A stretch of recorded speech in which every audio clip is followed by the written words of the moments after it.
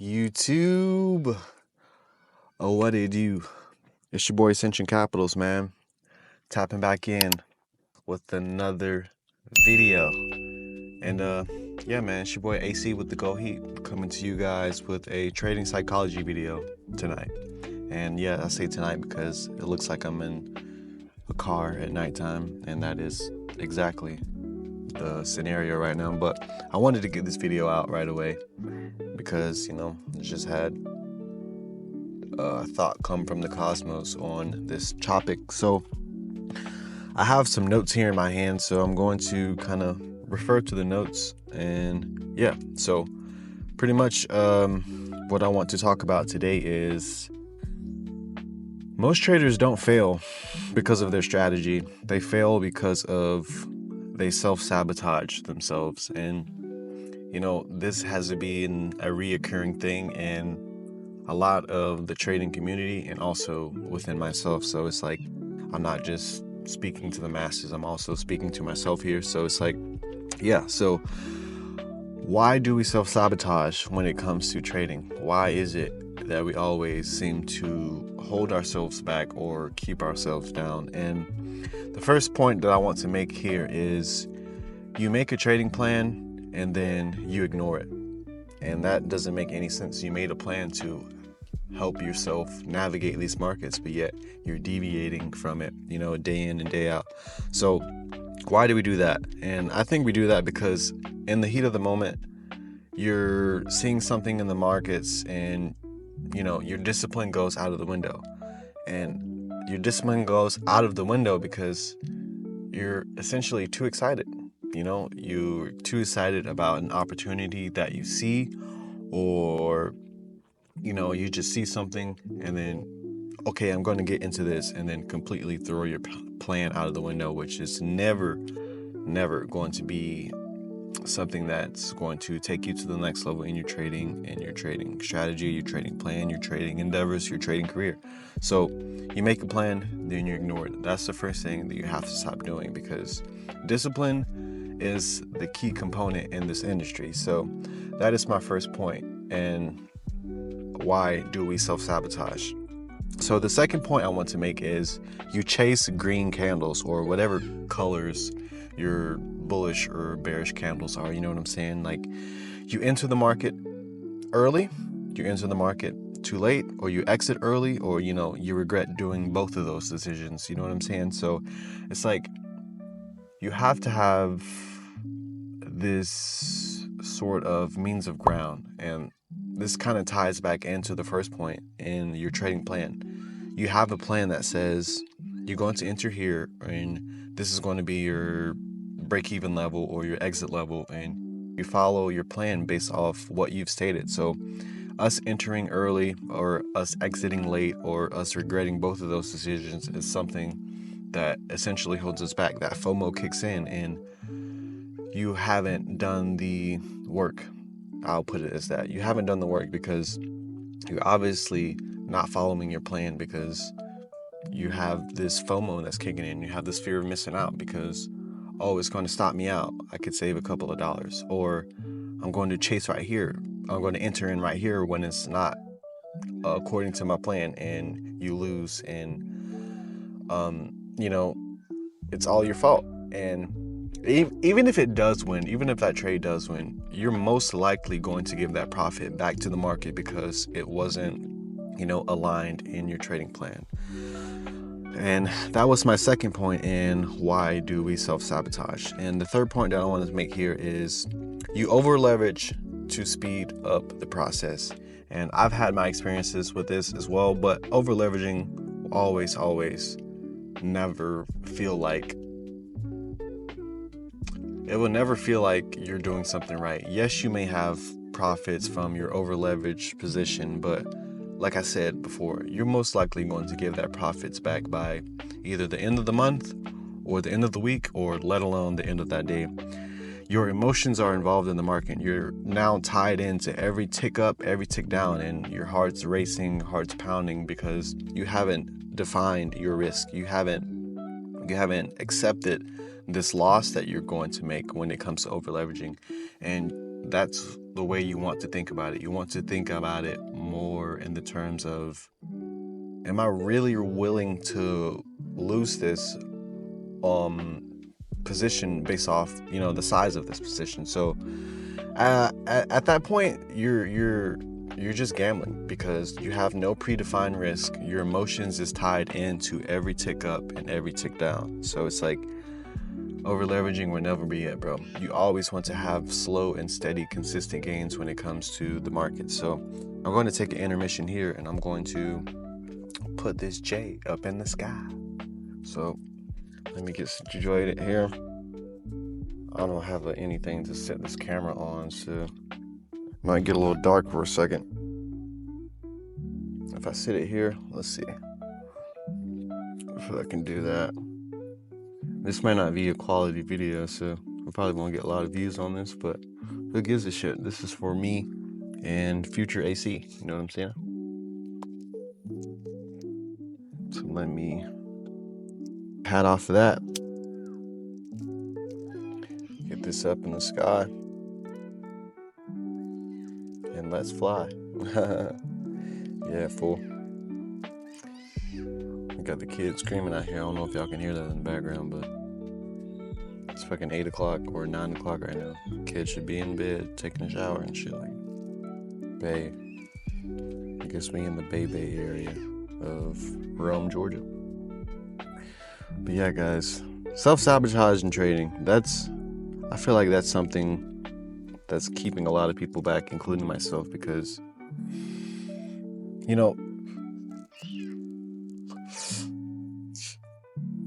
feel like you're not following what you say you're going to do. And following what you say you're going to do, or having a predefined plan on what you say you're going to do, is always going to lead you to a better place than you essentially going into the markets without a plan. So let's get back to the topic at hand. So if I can focus on myself.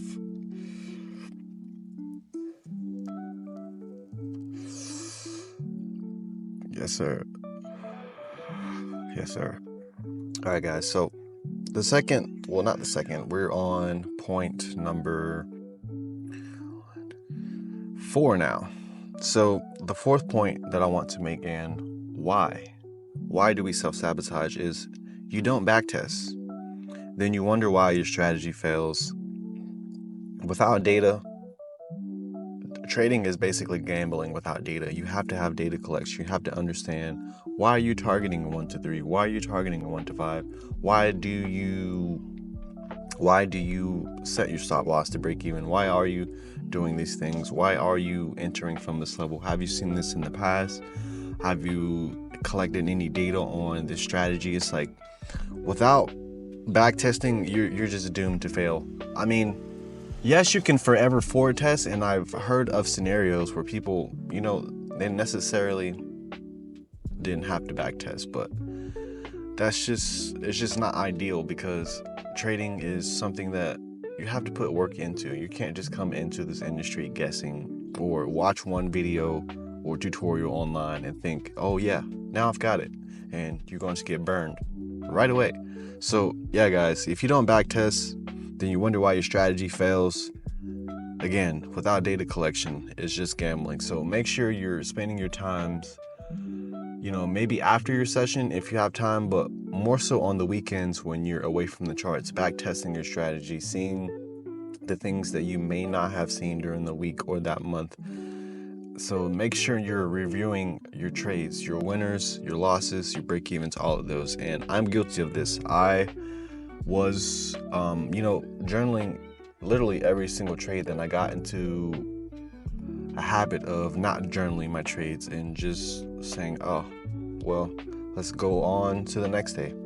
But no, without reviewing anything. So you always want to review what you're doing. You always want to keep track of your progress and making sure you're staying in tune with the market. So yeah, guys, make sure you're backtesting and collecting that data. So the final point that I want to make here is you compare your trading journey to everybody else's.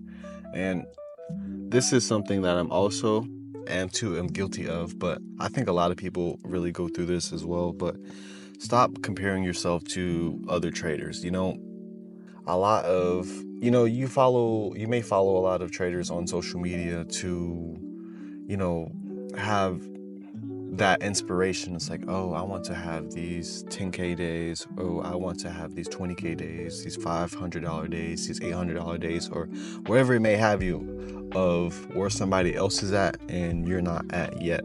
You know what I'm saying? Stop comparing yourself to others, because everybody's journey is going to be different, and everybody's journey, it will be different, because they may be coming from a different background than you. They may have more financial stability in their lives than you, or they just, their whole framework on how they look at things and recognize patterns in the market and able to manage money is different than you. Everybody's situation is different. So, like I said, I've been guilty of this as well, following a bunch of traders. And, after a red day, you go on social media and you see, oh, somebody just made 10K, or they had a 10K day, and suddenly you're thinking, oh, well, maybe my strategy isn't working, or maybe what I'm doing isn't working. And you start to kind of maybe beat yourself up because, I was in the same trade possibly, but I was on the wrong side of the market.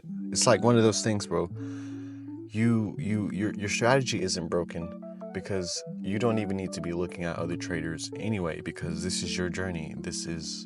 You need to be focused on your mission. You need to be focused on, yourself. So you see another trader's trade that they won, they had a 10K day, and now you're looking at his strategy, and say you guys do trade the same, or you guys trade supply and demand with liquidity concepts. It's like, oh, they made this money today, maybe I should go in there and start to, tweak my strategy because something is wrong.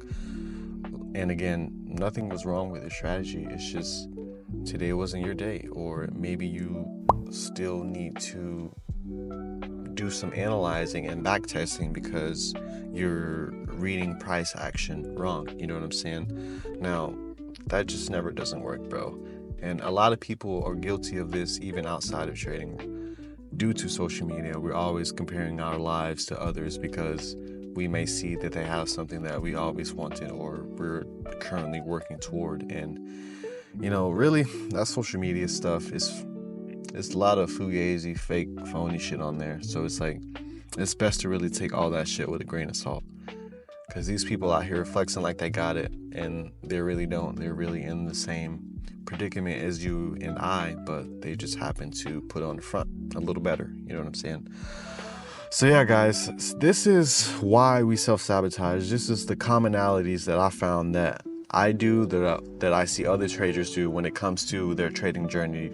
Self-sabotage is one of those big hurdles that you really have to get over. And once you get over that wall, you'll really start to see significant progress. And one stat that I've always heard was trading is 20% strategy and 80% psychology. And people will argue that that's a little bit different, what the percentages and whatnot. But until you master it, no system will no system will save you. You have to master the psychology aspects of trading, because yes, you can apply the system in, a mechanical way, a robotical way, if you will, but there's always going to be a bit of a nuance, because you are a human, you aren't a robot, and you have to understand why you're doing these things. Why are you doing the things that you do? And you have to get to the root of that problem and find a means of ground and discipline, because again, discipline is going to be that main pillar. And I've been guilty of this as well, branching off, looking at other instruments. And I said I'm only going to trade this instrument, but now I'm looking over here, I'm looking at USD CAD for whatever reason, and I said I was only going to trade GJ, and now I'm over here trading this. Oh, I'm looking at crude oil. Matter of fact, why am I analyzing a crude oil chart today? It's like, get your focus straight and focus on something, and focus on that one thing that is going to help you, get to where you want to go. You don't have to spread your focus thin. You know what I'm saying? So it's like, stick to your word and make sure you're doing the things that you say you're going to do. And again, 80% psychology, 20% strategy. Anybody can apply a strategy, but without the right mental framework, I just don't think you can do it.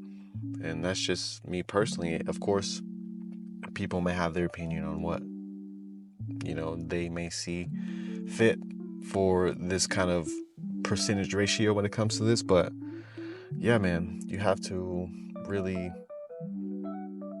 be aware of what you're doing in these markets day in and day out. So it's like, yeah, guys, self-sabotage will never win.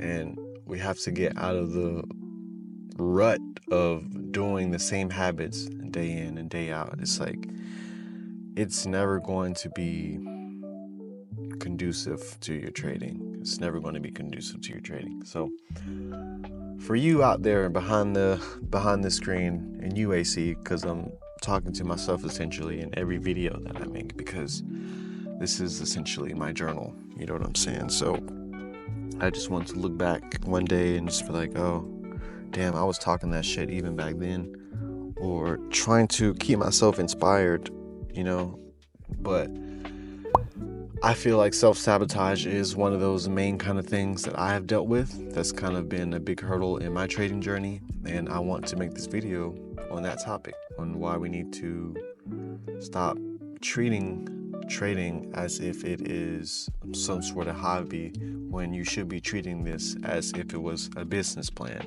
non-negotiable. You don't just walk in there and expect to... How about this? You don't just expect to walk into a hospital and try to perform an open heart surgery on somebody when you just graduated high school. It's like, no. I think the thing about it that's different is you have to have qualifications, and you have to have, experience with those qualifications. And it does take years, to perform an open heart surgery or something like that. That's going to take several years of, grad school, pre-med, and probably more years of school, and also getting into the field and, practicing under a doctor. It's like, just be mindful with these things. Trading is very easy, but it's also very hard. It's like one of those things, bro. So let's just make sure we're not self-sabotaging ourselves, thinking we can delude ourselves from putting in the work. So yeah, man, that's all I already got for this video. I don't want to make it too long. It's going on probably like 17 minutes now. But yeah, guys, I'm about to get back in the wind, smoke the rest of this J, enjoy my Saturday night. And yeah, guys, if you like more raw videos, trading psychology videos like this, make sure you give a like, comment, subscribe, all that jazz. And I'll see you guys in the next one. And maybe I'll keep rising. And peace for now.